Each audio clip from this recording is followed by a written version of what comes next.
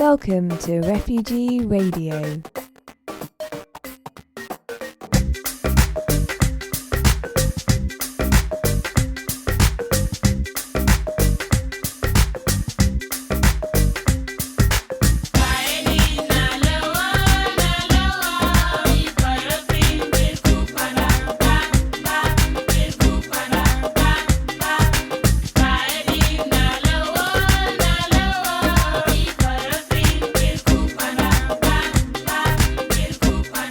Hello, and thank you very much for inviting me for this informal chat. My name is Shahireh, and I am a writer. I'm actually a multidisciplinary artist, but most of my work is focused around writing. I also do photography, and I've had a go with filmmaking as well. But I consider myself more of a writer than anything else. Welcome to the program, Shahireh. And with you on the line, we also have a long-time friend of Refugee Radio, Farah. Farah, welcome back to the program. Thank you very much. Hello, everybody. I'm very pleased to see you all. Yes, thank you. Shahireh, your main website is jarofwords.com. And you said that you have some flash fiction that you've written for this website, as well as some of your other work. Now, can you tell us what is flash fiction, for those that don't know? Okay, right. Most people might be used to words like short stories. So it's the same thing, but flash fictions, I suppose, is smaller. And also, it doesn't reveal too much. So proper flash fictions are things like, if you enter to a dark room and you turn the light on, sometimes, with those long cylindrical lights that we used to have, there would be flashes before they actually turn on completely. And it's like that. When you're describing a scene, describing a story, it's a moment. Imagine that light is on. So you see things and you read things, but then it's not the full picture. So you see there's a coffee table there, but there's not enough time for you to see exactly what's on the coffee table. But being me, I tend to almost always deviate from the whole format of the writing. I think I am more true to the story and what I want to say than to the form that is supposed to appear as. So you can think of it as short story or flash fiction or neither of those, just a piece of writing. And do you limit yourself to 100 words when you do flash fiction? I use that sometimes as a good exercise when I want to work on my writing muscle, if you like, and when I want to say things in small words. But the experience has told me that the best thing is not to limit myself and let pen run freely. I kind of also have written a few things, commissioned to write a few things that I don't think they have come out as well as I wanted to. So I've learned to let go. So when I'm writing, I don't particularly follow a word limit, don't particularly follow a style of writing. I just try to enjoy the writing that I do at that moment. And it always comes best when it's kind of like wild rather than themed in a particular way. And the piece that you're going to read for us, is this something that you wrote in English the first time, or is it something that you wrote in Persian and then translated into English? That's a very good question, because this is something that I'm struggling with myself to come to a decision when I work. I think there are pieces that I write in one language and then translate it, but 9 out of 10 times I'm not happy with direct translation. So what I tend to do is to get the idea, what I want to say and what I've said in a particular language, and rewrite that. I think it fits better. This piece, I think I wrote it as Persian first, but then I rewrote it, if that makes sense, in English. It's not flash fiction. is, I think, about four paragraphs, this one, so a bit longer. And if you've got time, it might take about 5-6 minutes to read. Yes, well, whenever you're ready. Right, it's called No Gain Pain. The rain pounded on the glass, insisting on finding a way in. Pushing my finger on the cold surface of the glass, I traced the path that it was making on the window. The squeak took me back to my physics lesson. Mr. Parkdale had a scientific theory for describing each and every event. The friction pulls the skin out of shape. Sliding the finger on the glass causes the skin to spring back to its original shape. The squeak is the audible sound wave created due to these distortions. I wonder how Mr. Parkdale would have described the migration phenomenon. The crisis is a reaction equal and opposite to the action of powerful countries' greed. The distortion of wealth from the countries with most of the underground resources to the civilized countries, causing people to move towards something that might resemble life. Dear small drop of rain, how scared or in how much of pain are you that even my dark and damp apartment could be a refuge? If I were you and traveling with the clouds were my other option, I would have never landed down here. Were you like me running out of options? Keeping an eye on the clock, I hurriedly drank my second cup of tea, made with the previously used tea bag. The clock hand showing seconds was dashing around, whilst the other hand remained still. The first amount of money that I have, I will buy myself a digital clock. I don't like to constantly be reminded of the unjust division between hands which indicate seconds or hours.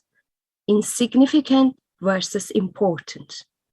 One runs around like crazy to make sure that the other one remains motionless for as long as possible and only shifts slightly when it had to. Still, the time is announced by hours. The seconds remained unnoticed. Throwing my bag over my left shoulder, I put on my mask and hurried out. Breathing rapidly, inhaling the inner layer of my mask with a waft of cinnamon, I tried to ignore his angry tone of voice. What do you want from us? You lot are everywhere. This was not what I expected in response to my initiating question of, how may I help you? My manager came out telling the man not to insult the staff, and in an attempt to calm the situation, she also asked me to go to the staff room. I went, wishing I had never come here. But how could I have stayed? Where would I have stayed? Life seems to happen in the suffocating space between living in fear for my life or looking for a safe place to accept me. I have lost all I had and even gambled my life in order to gain access to a safe place that now I believe safety is a myth. It does not exist. Looking in the mirror as I was washing my hands, I noticed 2 deep lines on my forehead. The little space between my hairline and mask was like a plowed piece of land, ready for accepting new seeds and new growth. But at least for now, this forehead can only give rise to distorted thoughts and nightmares.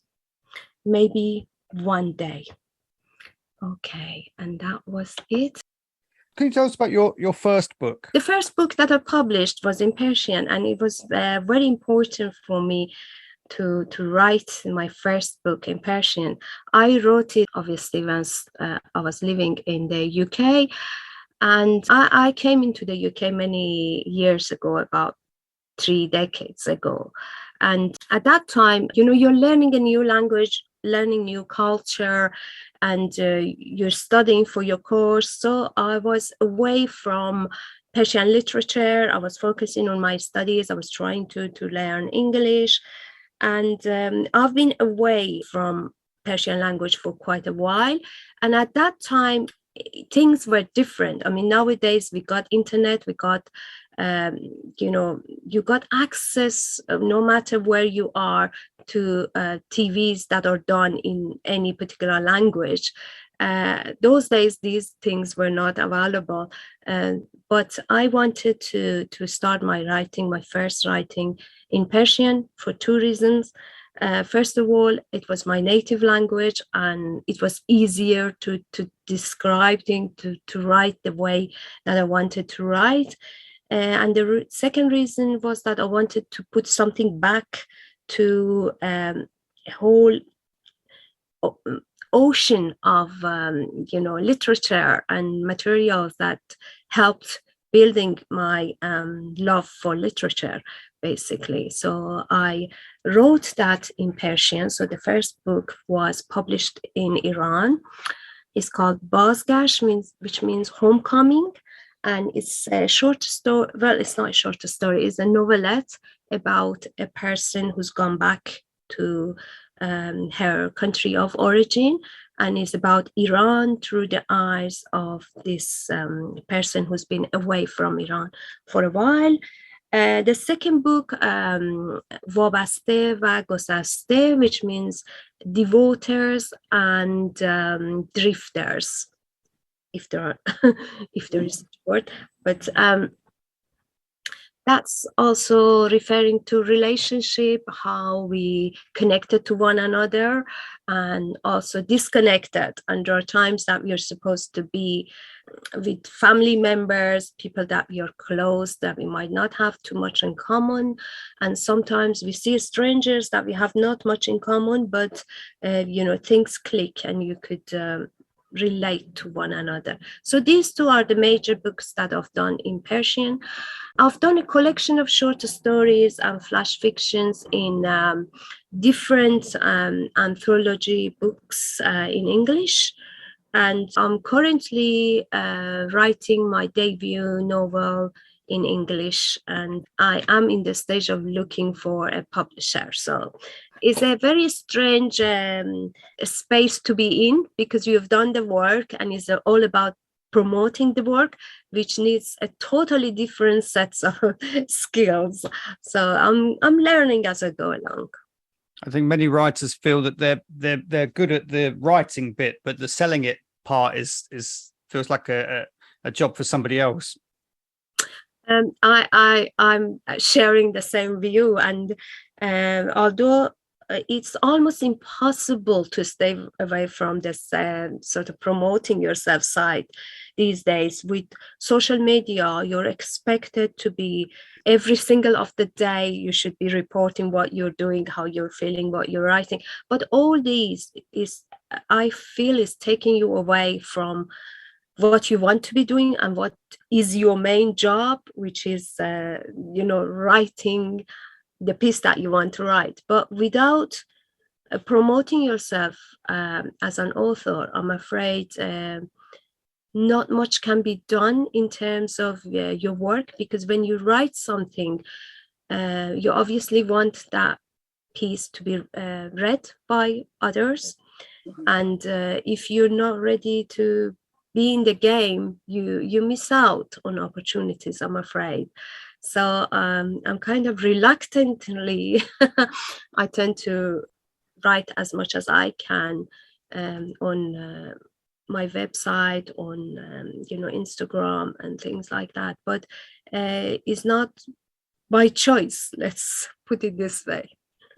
Yes, I think it's just the fate of the modern writer. I can't remember who it was, if it was Virginia Woolf perhaps, or somebody less auspicious, who said that the best writers are the ones that are the wallflowers. They're standing at the back of the party and they're not the center of attention, but they're just watching what everybody's doing and making a note of it for later writing purposes. But I think this is the antithesis of what's required now. You have to be promoting and selling it so much yourself, but of course that's the way it is now. You mentioned the influences on your writing and the desire to add your book to the great pantheon of Persian literature that's come before you. And I know you've done some work on a writer called Shahnameh. Is the writer called Ferdowsi, and Shahnameh is his book. Is translated in English as the Book of Kings or the Epic of Kings, and I think there are other translations as well, but they're not as famous. Ferdowsi is a poet who lived over 1,000 years ago in Iran, and the poetry that he wrote is astonishing because it's so fresh. When you read it, it certainly doesn't look like or feel like a century-old piece of writing. It's very much like it was written yesterday for us today. It's full of human-related issues that we are still struggling, as all of us, as human. We are trying to be better at, respecting one another and helping each other and trying to not to judge each other. We're still struggling. So these are the values that you see is referred to in that book.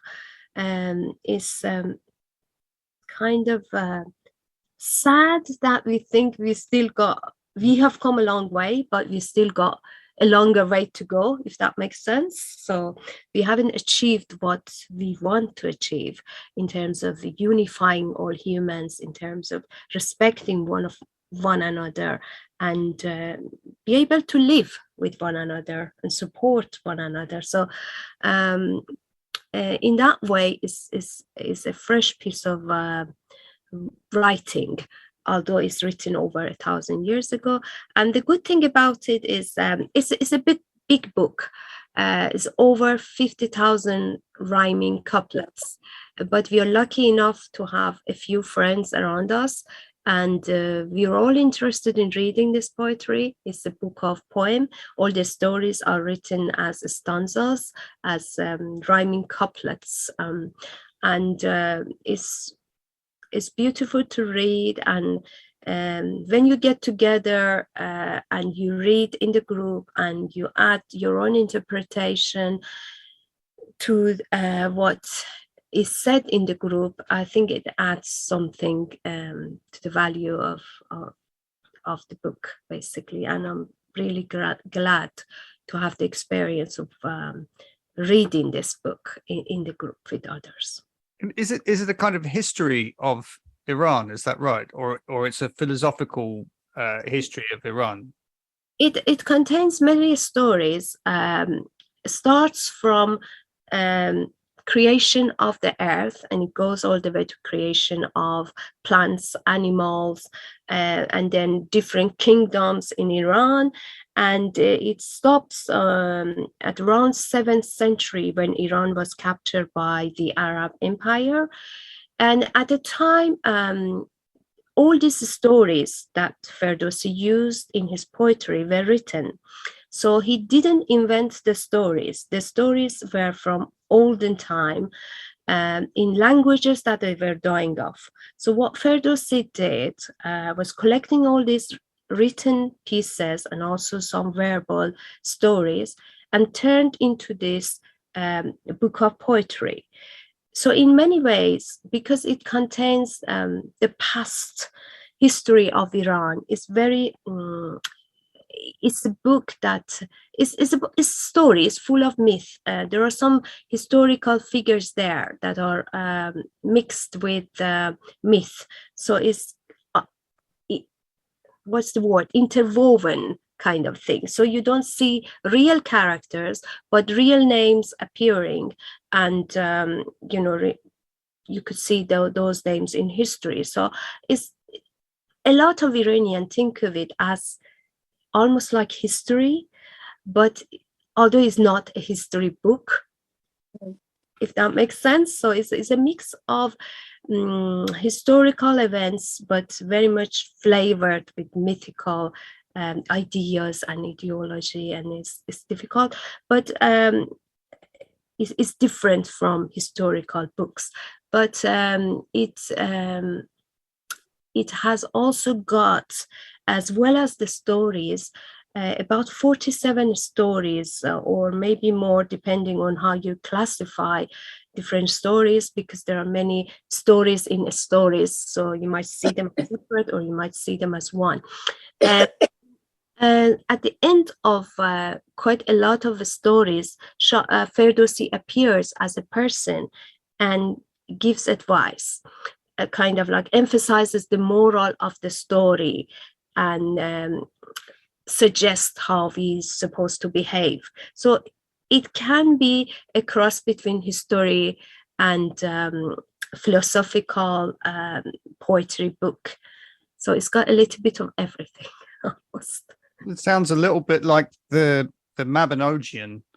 I don't know if you're familiar with that, but it's a Welsh or British work. I think it's 12th century or thereabouts, but it's this same sort of mixture of history and fantasy, and but it not. I think it's a work of multiple authors rather than this, which is very interesting because it's the Book of Kings is the work of one person, so you get their voice, and it sounds like they've even written themselves into it, which is very interesting.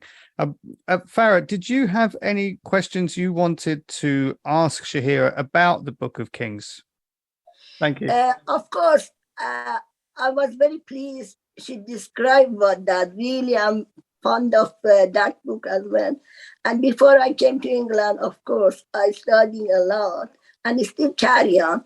And I was lucky last night, one of the part of them with Shahireh Jan together and describe about that book and also different poets. And the book highly gave me, the first one, present to me. I'm very appreciative.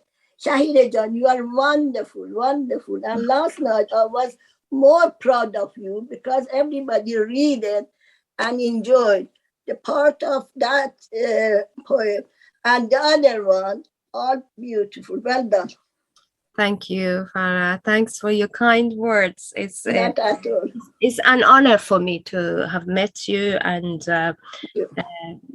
it is fantastic that people like yourself and Steve and your group as a whole care about refugees, basically, and talk about them and give refugees room to talk, to bring their stories, but still living in a new land, basically trying to learn a new language and starting from zero, basically, is not easy. So you can imagine, once we are talking about refugees where they have to leave absolutely everything and everyone behind and take risks to try to seek safety. And it's nice to have welcoming groups like your group, like yourselves, to feel as if, you can rebuild life. And that's what it's all about. You have to start from zero often, and but we as humans are resilient, aren't we? We, given us a chance, we can regrow again. We can I believe you. Yes, I am the same. You're both. I'm not refugee, but still, lost everything from my country, and I came here, establish everything. But Steve and yourself give me confidence. Wonderful. Thank you. Farah, you've told me about Persian poetry and what's special about Farsi as a language to express poetic ideas. And I wonder if we could talk a little bit about Tahireh. Yes, Tahireh, I'm sure my dear Shahireh didn't hear about the Tahireh. Tahireh, about many years ago, she was Babi. But before seeing the Babism, he had a dream. And in her dream, write all of the part of her dream. And when Bob declared as Bob, he seen in the book of Bob exactly the same her dream. And she sacrificed her life for humanity because wants to equality between men and women, the part of Babism and Baha'i. But at the moment, Shahireh all over the world is very famous. Even in America recently, a lot of students study about her life.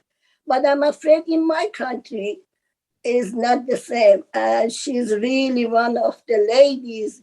Those days, Iran was very fanatic. She was high education and done a lot of work. I'm sure you hear about that.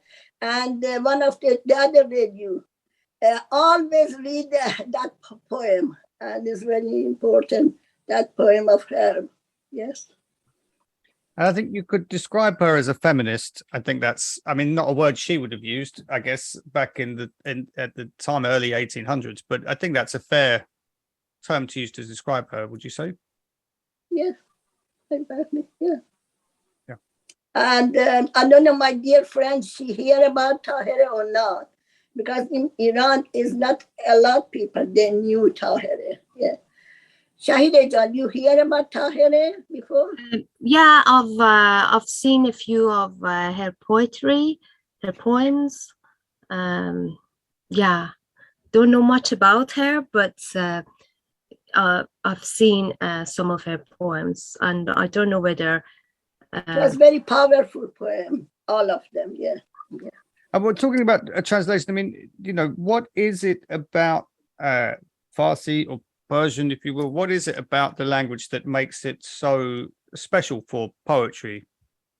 The poetry is very important because many years ago, 150 years ago, in Iran, so many ladies not studying, and she was full of knowledge and written those poems.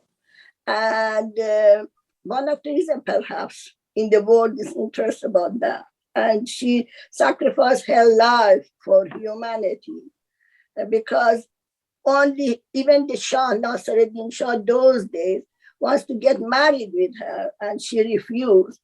And they mentioned if you change your religion, became a Muslim, definitely your life is back to you and everything right. But she sacrificed her life for, humanity and Babism and Baha'u'llah. Yeah. Just, I think that it's worth talking about other Iranian literature, because I think perhaps it's not as familiar to people in the UK as it could be. But getting back to Shahireh and your work, then, can I ask you about your recent performance you gave entitled "I Am an Orange Dot"? This is from this year, is that right? Yeah, it was I think last Monday. Yeah, Yes. Where are we? We are on. It was library. I was there. Yeah. I'm trying to think. I think this week is still the Refugee Week, and on Monday I had a performance. It was a monologue that I've written. I am an orange dot, which refers to the bird's eye view of someone floating in an orange life vest in the middle of the ocean. We know that sadly a lot of refugees take that route. They have no other choice, and coming through using oceans perhaps is one option open to them, and it's very risky. And every time that I hear in the news that people lost their life that way, and the first question in my mind is that what must have they gone through to think that coming using ocean as a way out does not make sense. I don't know. So that's what the performance is about, and is a monologue. Is this person who's left stranded in the middle of the ocean is talking about what happened, why that person is there, which I think is not just one reason. The whole collection of other things, everything that we do as an individual, as a company, as a nation, as a country, does have an effect. And for many years, we have lived in isolation in a way. So a lot of people have done things that they perhaps haven't seen the outcome of their action. But these days, the whole world seems to be shrinking in terms of communication, and we are able to see what happens in a different part of world. And we could actually see sometimes is the outcome of certain way of thinking or certain behaviors is manifested in a violent way somewhere else, and we could see that. So I think it's very important to be aware of everything that we do. These days we try to be very politically correct, I think is the word that's sometimes used. I'm not sure whether that's the word that I want or not, but be aware of everything that we do, not as an individual, because we do have a power to change things. Not everything can be changed from outside and from the top. Sometimes the change must come from the bottom up, if you like. And it is important. Each one of us have a duty to ourselves, to our family, to our children. We need to, educate them with what's going on and what is the best way of dealing. And I think the best advice is to look at others as if they are an extension of you. Don't do anything to them that you don't like be done to yourself, in a way. چیزی که به خود نمیپسندی به دیگران مپسند. We say it in Persian. And I think that would solve quite a lot of problems if we take on that sort of attitude. But we still got a long way to go. But the good thing is that we are going in the right direction. And did you have a character in mind when you devised that piece of who it was that was in the life vest? I tried to make it as anonymous as possible, because to me, people who are in trouble are not a particular race, are not a particular gender, or are not people from one particular country. Everywhere we see traces of human kind of destroying life, basically destroying planets. And soon we all are going to be even more involved in this destruction that we are now, unless we change our ways. And basically it was something that I hoped that anyone could relate to. So it's not something really far off, if you like, or very individual. It's a human being that we see over there that could be anyone.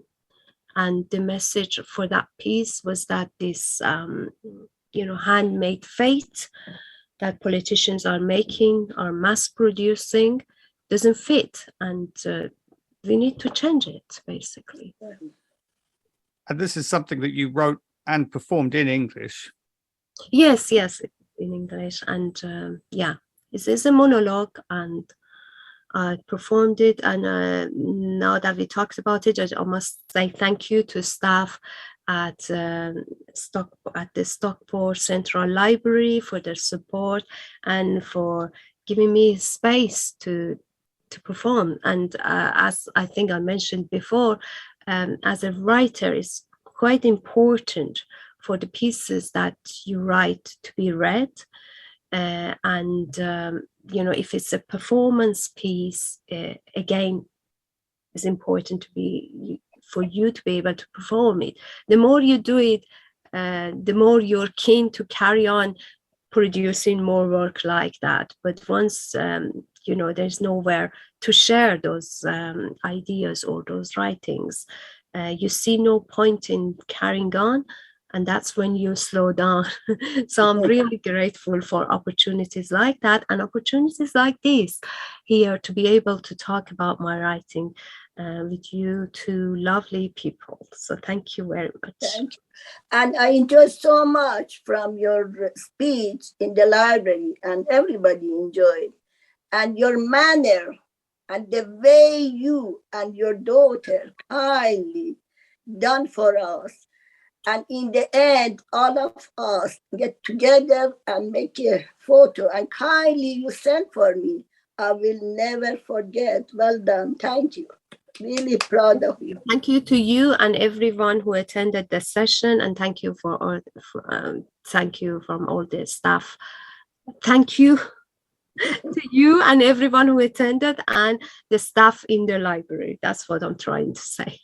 Yes, and also from Interfaith, kindly, we are member of Interfaith, different faith, and Roger, head of the Interfaith, kindly sent email to me, and I got it.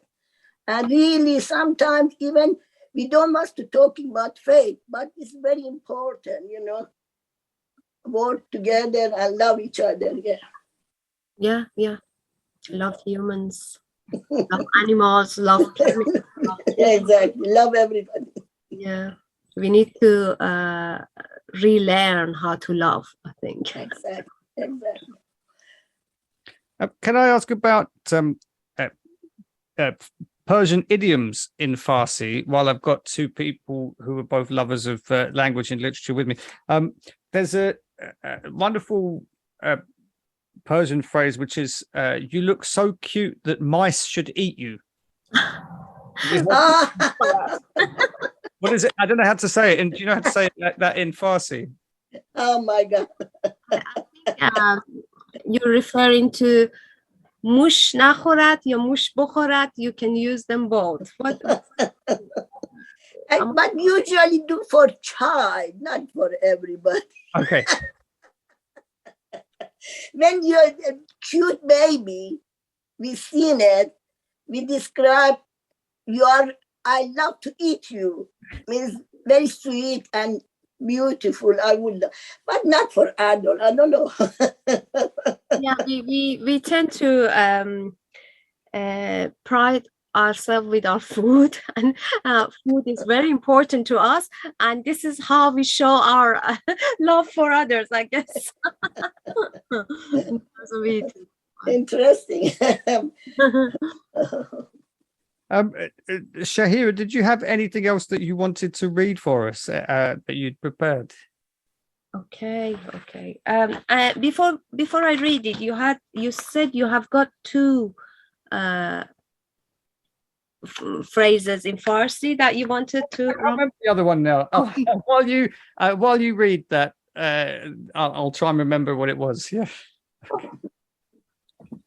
It's great. All I right. had a list of them, but they've gone from my mind.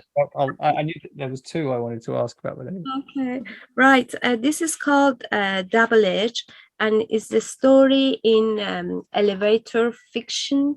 Is a collection of short stories and flash fictions by a number of authors, published by Common Words.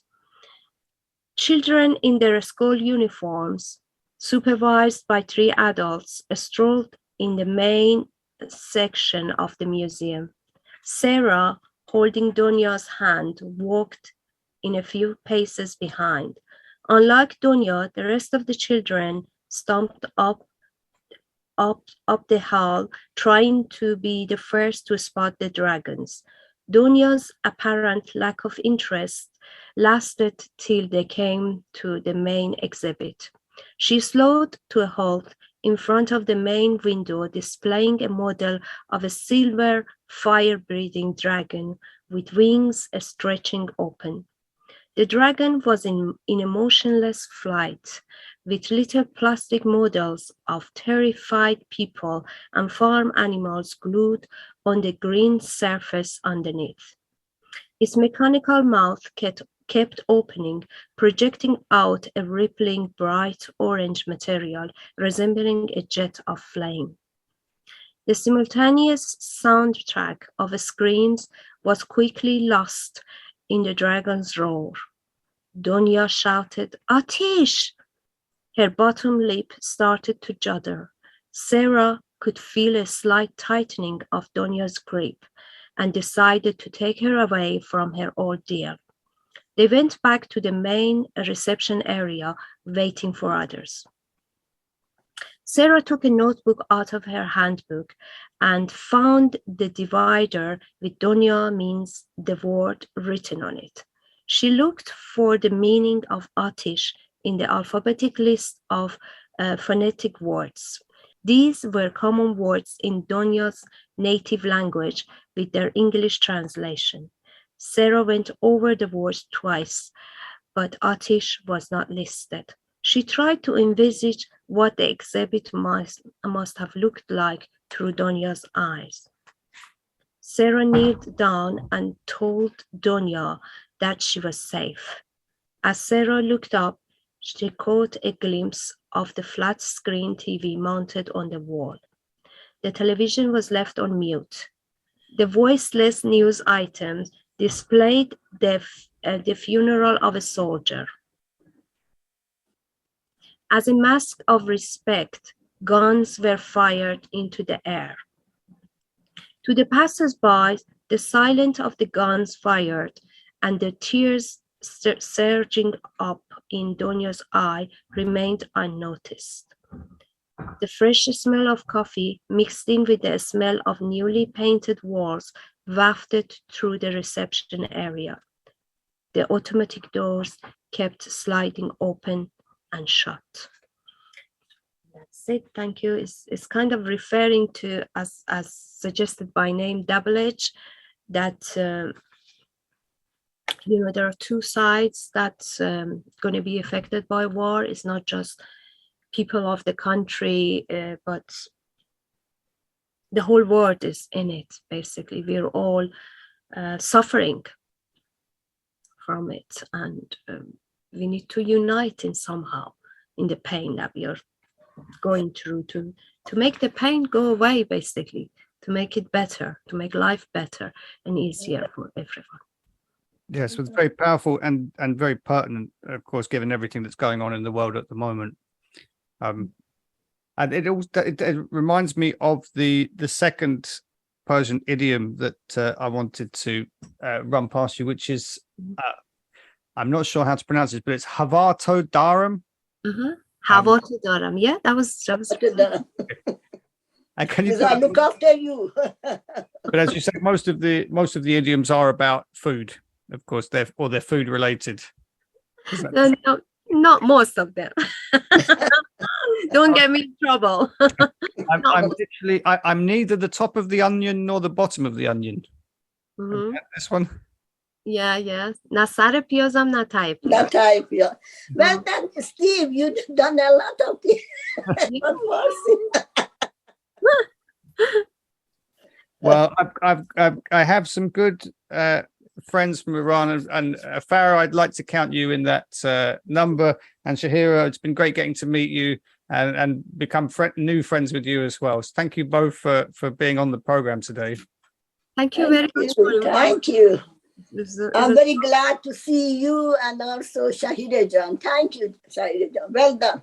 Want to see more of Shahireh's work is www.jarofwords.com, and I'll post a link to that on the Refugee Radio website, where you find this podcast as well as more information on the Shahnameh project. Thank you. Thank you very much. Okay. Lots of love.